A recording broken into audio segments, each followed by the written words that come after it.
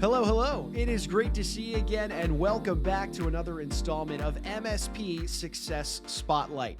I'm your host and moderator, Ryan Ruff. We've got a great guest on tap for you today, but of course, as you know, this here is the show where we bring on extraordinary MSPs to do a few different things with us. First of which is always to get their industry insights, their outlooks really on the IT solutions, cybersecurity space. And then, of course, we want to know that secret sauce, that differentiating factor that helps separate them from the rest of the competition that exists out there. And boy, do we have a great guest for you today. Today, we're joined by Evan Desjardins, the founder and CEO of RoundTable Technology. Now, RoundTable Technology, they have locations in both Maine as well as New York City. And one thing that I'm really excited to dive into with Evan today is their heavy focus and their work with nonprofits. If you're a frequent listener or frequent viewer of this show, you know that, a lot of our MSPs that we have on here are working, the private sector. So I'm really excited to get into this nonprofit world with Evan and hear, some of the IT solutions and the strategies that they put forth to help really bolster the efforts of nonprofits and maybe some of the challenges that also, come into play when working with a company like that. Before we welcome Evan on, though, a few additional notes about him. He is going to be featured in the special edition, the fall 2021 edition, that is, of the MSP Success magazine. And Evan's also working on an upcoming book that's going to be kind of centered around the theme of cybersecurity. That's going to be released in early 2022. So be on the lookout for that. Evan, really leaving his footprint in the cybersecurity IT solutions space. And I would imagine there's a lot more to see when it comes to Evan and RoundTable. So, hey, that being said, let's go ahead and welcome on Evan, get the conversation rocking and rolling today. Evan, how you doing this morning? Good to see you and welcome aboard. Well, thanks for having me, Ryan. It's great to be here, and I am feeling fantastic today. It's a thrill to be on the podcast.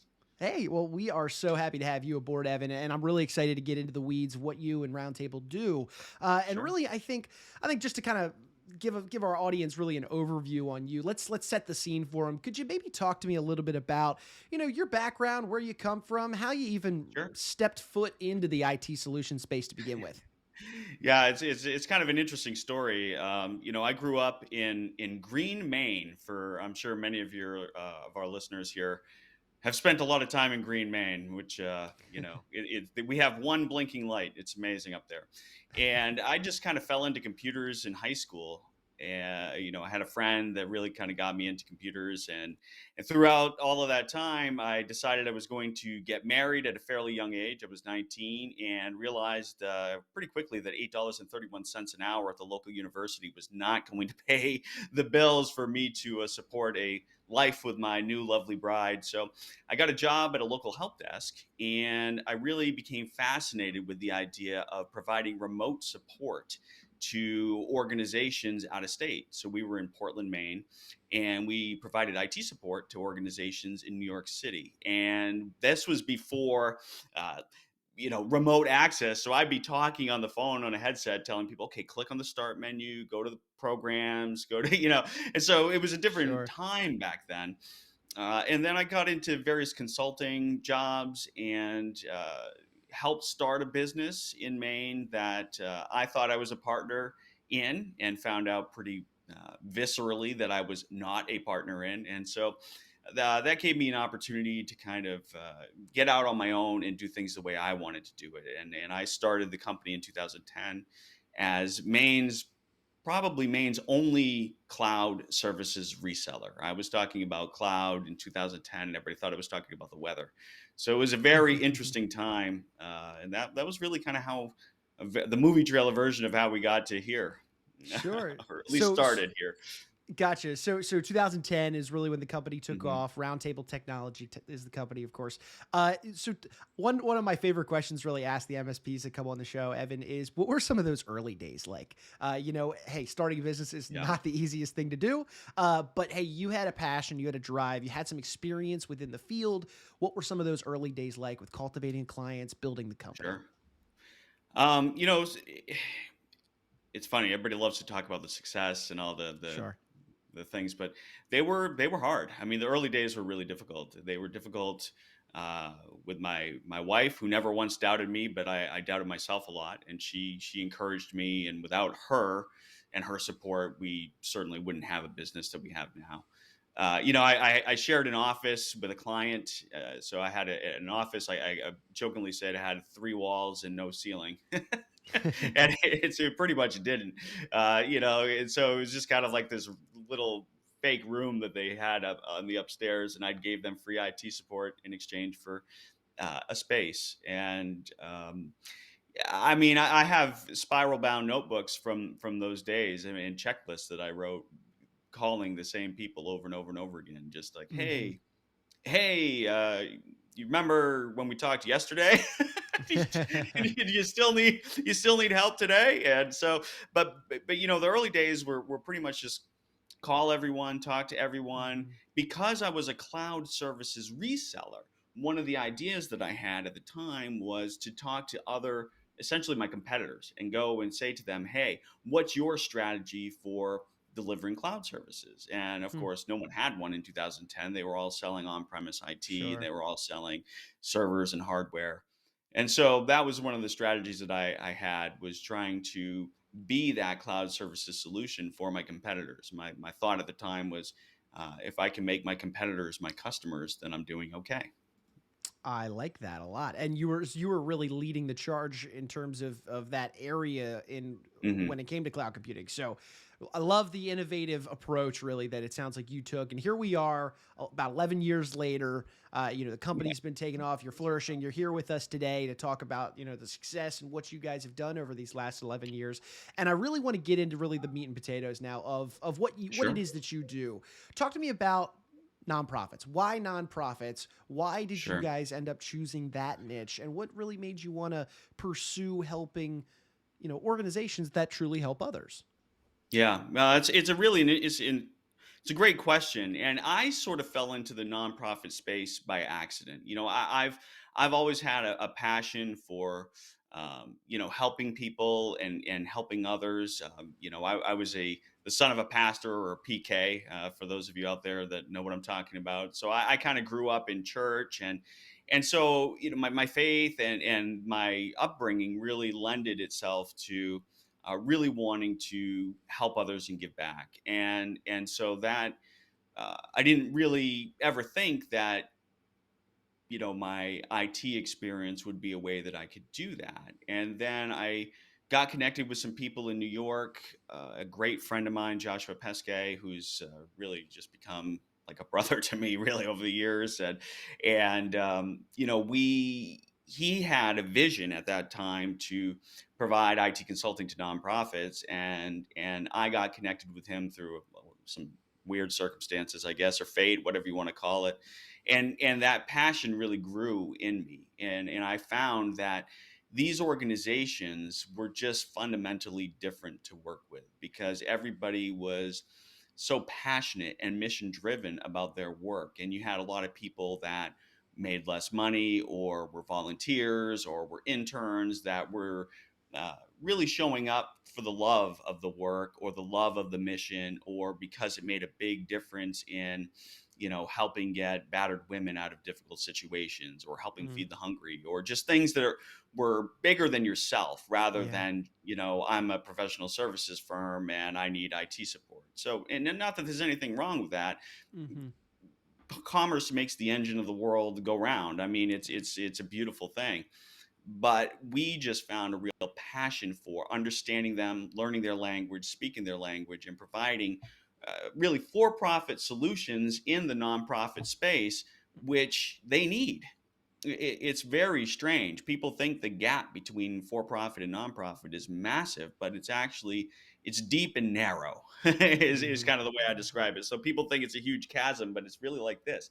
You just have to Yeah. build a small bridge across, and you can have a big impact in that space. Boy, is it rewarding though to work with passionate people. And in the Yeah. nonprofit space, I feel like you're absolutely right. It translates to passion. I mean, most Hmm. of the leaders, even for lack of a better term, the grunt workers, the main frontline employees within a nonprofit, they're not there if the passion doesn't exist. Passion really Right. is infused within that nonprofit space. So I can only imagine what, just that sense of satisfaction, that true reward of what it's like to work with companies like that. And so that being said, I want to get into the what of what do you guys do for the nonprofits in terms of these solutions? Maybe some cybersecurity talk. What is it that you do for your clients, Evan? Yeah, of course. So we provide a lot of the kind of meat and potatoes day to day IT support, outsourced IT support that people are used to. Call us anytime, day or night. We'll be on demand to help you solve any problem. We of course provide cybersecurity solutions. I really believe that, and we can maybe talk about this in a bit, but I really believe that the industry has changed pretty dramatically in the past 18 months or so, even to where providing excellent cybersecurity is table stakes now. I mean, you basically need that just to show up and play. So if that's something that people are not being provided through their provider, then that's an issue. That's something they got to Mm-hmm. really take a look at. But so cybersecurity, of course, day-to-day IT support. We do a lot of work with cloud migrations. Of course, cloud is really in our DNA since that's what I started the company with. So we do a ton of work moving people off traditional infrastructure and helping them reduce their costs, because through especially the nonprofit space, you can get great deals on Google Apps or Office 365, or through TechSoup you can get licenses. So you can get cheap or free services, and we are an expert in helping our clients take advantage of those deals and benefits, and then moving them on and taking care of them once they're there. So that's definitely something that we do. We also provide a very high level C-suite coaching service. I mean, some Oh, people okay. call it virtual CIO, but typically what a lot of people mean when they say virtual CIO is that they have an account manager. But we Mm. actually provide people that sit in on the C-level meetings and give them, coaching and advice and help them with budgeting and planning. And we also do a lot with data strategy and privacy, which is a sort of piece of cybersecurity that no one's really talking about. They're talking Mm-hmm. about securing infrastructure, or you know, making sure that you're not getting breached or things like that. But data privacy and security is actually a really big part of cybersecurity that I don't think a lot of people are talking about. And we have some experts on our staff that are really driving the charge with that. So we're thrilled to be able to offer that to our clients. Oh, I love that. I mean, the educational efforts when it comes to cybersecurity is Hmm. is equally as important sometimes as the products that are in place to keep somebody out. I mean, Sure. we've had this conversation with a lot of MSPs on this show, Evan. That yes, while employees can be the greatest resource for a given entity, it can also be sometimes your biggest risk for an entity. When it comes to the cybersecurity front. So Yeah, those absolutely. education efforts, on the front Hmm. end, boy, are they just so important. So I love to hear that you guys go through this coaching program to help educate them on different things like, security and privacy, on top of course, the breaches and things like that. Yeah, Um, absolutely. yeah, And sorry not to interrupt, no, but I you're guess good. I'm gonna. No, you're fine. We do a lot of educational and entertaining things. So one of the things about Roundtable is that we have our brand is s- there's a slight edge to it, of humor and fun, and maybe just a little bit of sarcasm, because this is really tough work. It's tough Hmm. work, and we want to have fun. We want to be professional, but we want to have fun ourselves and have our clients have a good time as well. And so we do a lot to educate and entertain our clients through webinars, through funny videos, through animated GIFs, through, I mean, just a lot of different things that we do to present and be in front of our clients to coach them and help them along, but also in a fun and entertaining way. So it's not just boring. I mean, Right. there's so much information out there, and this is really complicated stuff that if it's boring, you're going to lose people. Yeah. Yeah, absolutely. But well, here I want to kind of get into maybe some examples, some stories of the work Yeah. that you guys have done. Would you maybe be able to share with us? Let's start with a high point. Would you be able to share with us maybe a great client success story that maybe pops into the top of your head? We, of course, I'm fairly biased because I think I have the Sure. best team on the planet. So, we're up to just about 30 employees now, and they all the touch points that we do, we really try to internalize. One of the things that Robin says is how you do everything, how you do anything is how you do everything. So we try to have each of those touch points be a really pleasant and positive experience. And we get positive feedback on every ticket that comes in. But I can, over the years, we've just tried to really take care of people as people and not as customers. So I remember I had a client, they sent me a check for money they didn't owe me. And I called them up and I said, look, I'm going to overnight you this check back today. And they're like, what? I've never had a vendor do something like that. It's your money. It's not my money. It's your money. Sure. We've had clients that have struggled with, I remember we had one of our hosting providers just went down and didn't really come back. And so me and several of the team, we just crashed around the conference room table. We worked for 48 hours straight, pizza, soda, coffee, just migrating everybody to get this stuff back up and running, because we just Hmm. internalized, what if this was our stuff? What if our Yeah. stuff was offline? And that's how we've just treated it. So we've done a lot of those things, but I think the thing that I guess the biggest success that I would like to mention is not so much what our customers see or a single experience that they've had, but what our customers don't see that I do. And that's whenever we have some type of get together or party or after hours, or we're just having a pizza lunch or whatever. Anytime a group of roundtablers are together, and it doesn't matter in what circumstance it is, after the small talk and the pleasantries and how's your family, it always, always, always comes back. And I just sit and observe. It always comes back to they start talking about our clients and how our clients are doing, or what they're trying to achieve, or what their goals are, or some challenge that they're trying to solve for our clients every single time. And this is off hours time. This isn't during work. Hmm. This is like when we're trying to relax. And without fail, I always see them coming back to how can we help our clients. And I think that's probably the thing I'm most proud of, because you can't teach that to someone. Yeah. Yeah. Yeah. They care or they don't care. And I'm so blessed to have a team of people that just cares really deeply about helping our clients. I love that, Evan. And speaking of that care for clients, I'd Mm, love to kind of have you maybe walk us through what that client experience looks like. So, let's say a nonprofit mhm. organization reaches out to you guys to start a conversation, and Sure. just get their foot in the door, see if you're the right fit to just go through maybe that discovery on or even onboarding process. Walk me through what that looks like and what that feels like from the client side. Yeah, that's an awesome question, and it's something that we're always looking to improve and refine. So each time we Hmm. do it, we get any feedback on it, we try to tweak it. But from a high level, I would say an initial request would be met with a conversation. We really are trying to be very personal people, because we know that we yes, we solve technology problems, but we solve them for people. And so really we Right. want to have a conversation, whether it's in person or on Zoom or the phone, with one of our sales experts, and probably a technical expert as well, one of our professional services engineers, just to see. We also have some really fascinating tools that we've developed in house that are proprietary, that allow us to walk an organization through various holistic assessments of different things. So not just a technology assessment, but really, like, how is your organization run? How does your organization use technology? How do they feel about technology? We have the ability to survey an organization's entire staff, from the executive people to the you know receptionist to the interns to Hmm. whomever.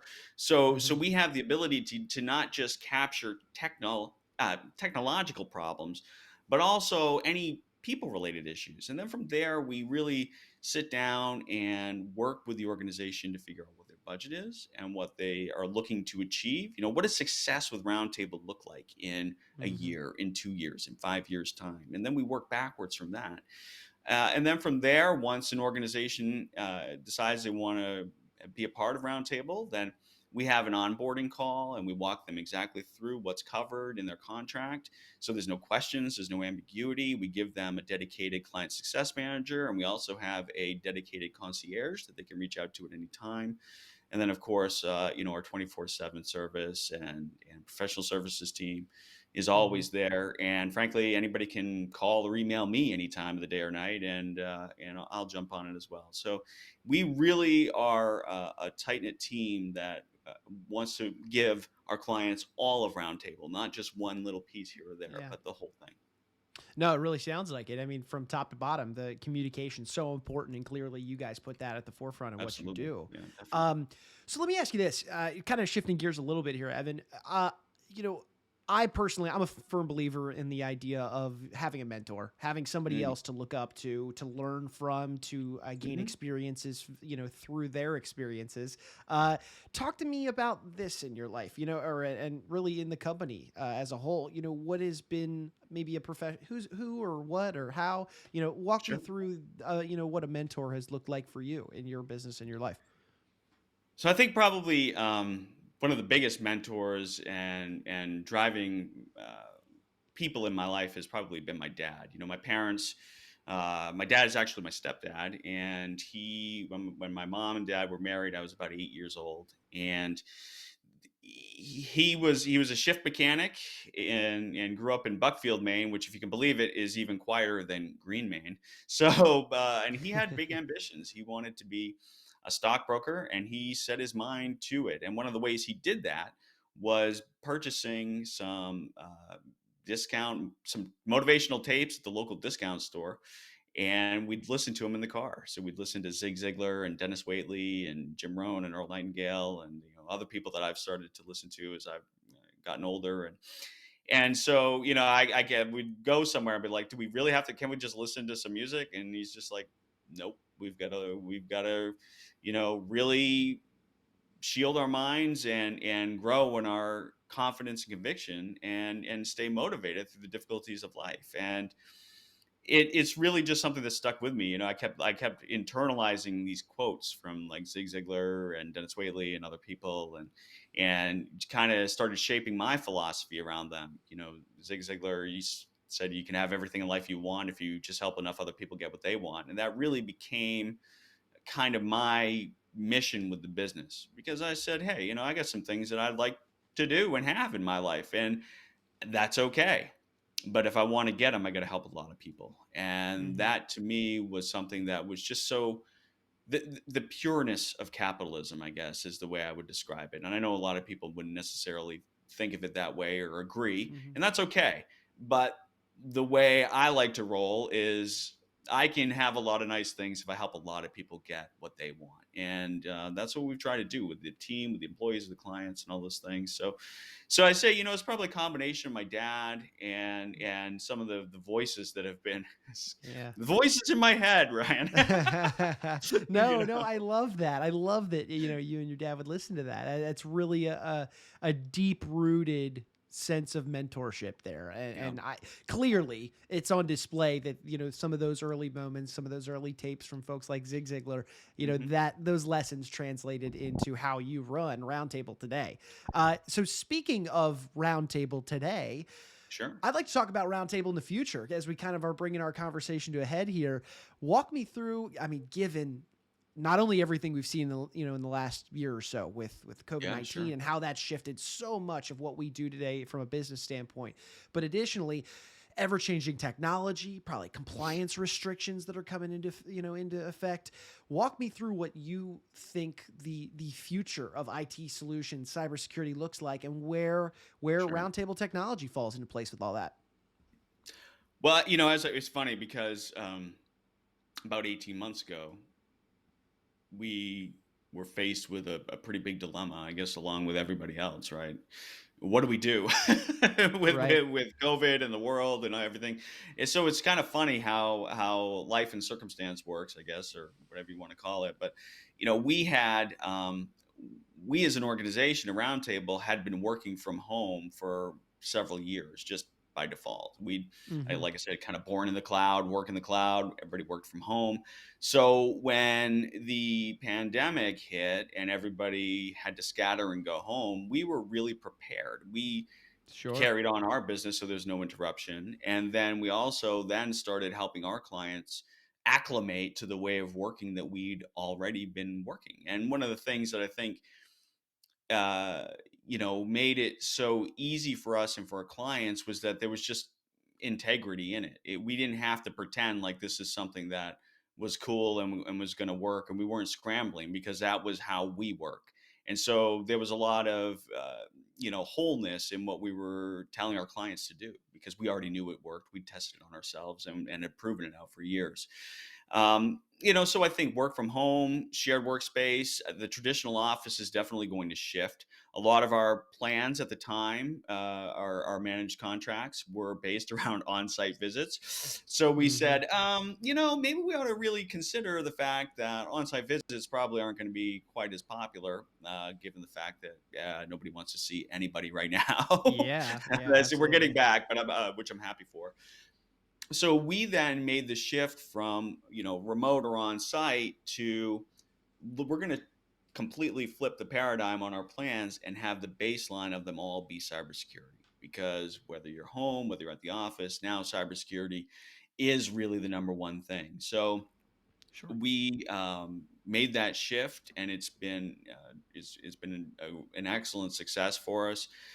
We also are planning for, again, expanding into the data privacy and that space a lot more, as well as Mm-hmm. providing more of that high level strategic virtual CIO guidance. So I think it's become less tactical. Our industry used to be very tactical and transactional, and now it's really reached a point where there's a fundamental understanding of technology. And one of the things that made the cloud possible, as an example, was virtualization and high speed internet. So without those two things, cloud computing wouldn't have really been able to take off in the way it Sure. has. And we're really at another shift to where technology has become so prevalent in our lives that now the understanding needs to be around how do we make sure that we're using these things responsibly, and that the players aren't taking advantage of us in ways with our data, with our privacy, with our security, with our employees, or our clients' employees. And we also have to understand that we're now part of a supply chain as managed service providers. Our industry has become really consolidated with several large players owning the bulk of the services that we provide, which I actually think is somewhat of a risk, frankly. And Mm-hmm. this may be unpopular, but I don't love it, and it causes me some concern because that's less points of redundancy in our supply chain. Awesome. So, Evan, as we're kind of bringing our conversation to a head here, I think I'd be remiss if I didn't ask you, and especially for our audience, those that are tuning into the conversation today, Hmm. if somebody out there is listening and they're interested in A, what you guys do at RoundTable Technology, or B, maybe they come from the nonprofit sector and they're considering their own company and maybe starting a dialogue, getting that conversation rolling with you. I understand that you guys are offering a free technology checkup for anybody that was in attendance today that is interested in Hmm. reaching out to you guys. How would somebody go about, taking advantage of that technology checkup and ultimately getting in touch with you guys? Yeah, absolutely. And like I said, this is something that we've developed in house. It's a very holistic approach. So it's not just scanning your network. It's a lot more than that. And we have a bunch of different options. But ultimately, what we'd like to do is have a conversation. So you can go to roundtabletechnology.com/podcast and just get in touch with us, and we'll get that scheduled. And we have a couple of different things that we can do for you. But ultimately, we want to know how we can help, and we can help you either by doing the work or just presenting you with some options that you can then bring to your existing provider or do in house. But ultimately, regardless of where you are in the country, we want to help, especially if you're a nonprofit. You're our people, and so we want to connect. Sure. All right. Awesome. Well, hey, Evan, really appreciate you carving out some time out of your day to join us on the show and talk about your world of, working in the IT solution space, specifically with nonprofit entities. A really interesting conversation to get into the weeds of what that looks like Thank you. for a nonprofit. But no, really, again, appreciate your time, and hopefully down the road, we'll be able to have you back on for another episode. That'd be awesome. I really appreciate it, Ryan. Thank you so much. Of course, no, not a problem, Evan. And hey, look, we want to take one final moment, as always, to thank you, our audience, for taking some time out of your day to jump aboard the show with us. As always, if you like what you saw, you like what you heard, please remember to like the show, comment on it, subscribe to whichever platform you're checking us out on, and then, of course, share this information with friends, family, business owners, nonprofit workers, given Evan's situation today. Because ultimately, at the end of the day, these conversations on this show, they're meant for you. You know, these are industry insights, into this world of IT solutions and cybersecurity. And boy, do we have a lot of great episodes coming up for you down the road that we would hate for you to miss out on. So for Mr. Evan Desjardins, I'm Ryan Ruff. I'm saying so long, and we'll see you next time on MSP Success Spotlight.